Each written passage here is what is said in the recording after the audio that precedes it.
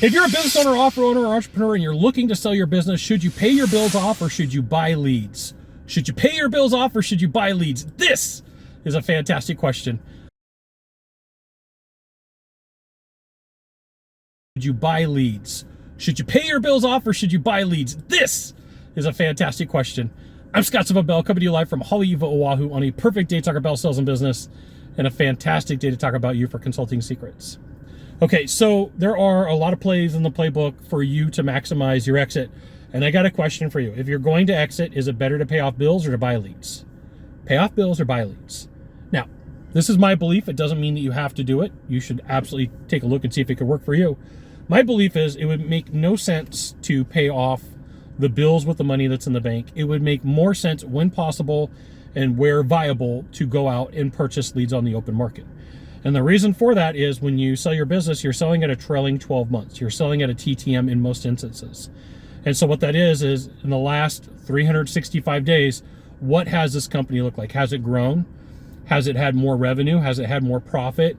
Are the employees sticking around? Is business doing good? There's a lot of factors that go into this trailing 12 months. It's not just the math. Well, if you can prove over the next couple 24, 36 months that you've got climb, that you've got some interaction where you're getting more clients, you're getting more revenue and more profit, right? Revenue and profit.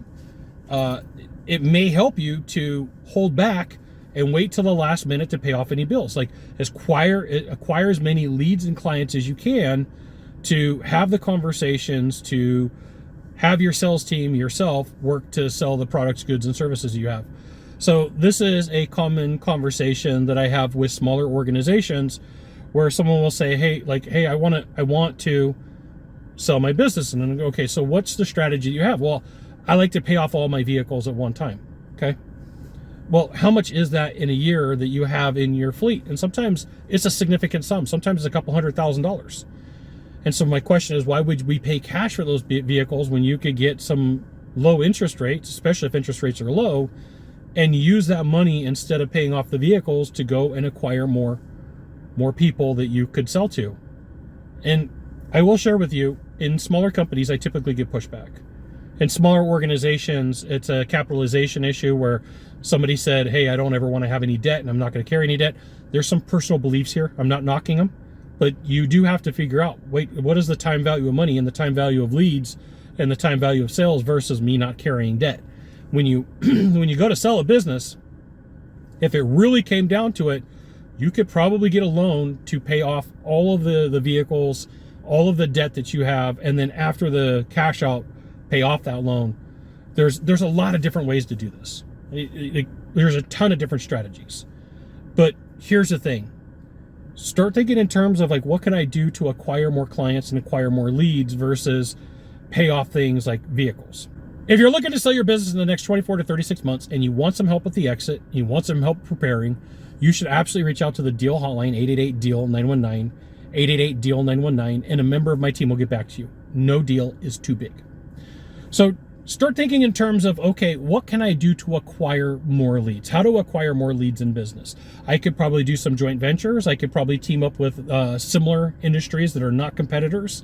I could go out and create one campaign and get it optimized to make sure that it's working, and then create another one. In business, they have these things called growth flywheels, which are marketing campaigns per segment or per idea or per location, like Facebook, Google, or Instagram, or even any other way that you're going to advertise. And once you get one locked in, then the best idea is to go create another, and then another, and then another. Instead of trying to piece all of these projects together, it's a matter of focus. So you take the money, the possible money that you have from not paying off all the vehicles or whatever product or service that we're talking about, and put it towards a growth flywheel. It does help with you to get a better multiple when executed properly.